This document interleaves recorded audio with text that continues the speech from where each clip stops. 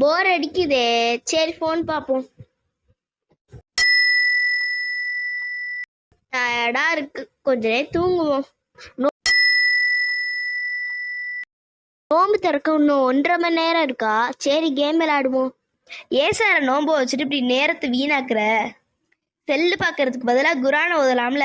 அப்படியே உனக்கு முடியலையா? படுத்துக்கிட்டு அல்லாஹ்வை திக்ர் செய்யலாம்ல. இப்படி நோம்பு வச்சுட்டு பாவமான காரியங்களை பண்றது தான் நபி ஸல்லல்லாஹு அலைஹி வஸல்லம் அவர்கள் இப்படி சொல்லியிருக்காங்க. யார் பொய்யான பேச்சையும் பொய்யான பாவமான நடவடிக்கைகளையும் விட்டுவிடவில்லையோ அவர் தமது உணவையும் பானத்தையும் விட்டுவிடுவதில் அல்லாஹ்வுக்கு எந்த தேவையும் இல்லை.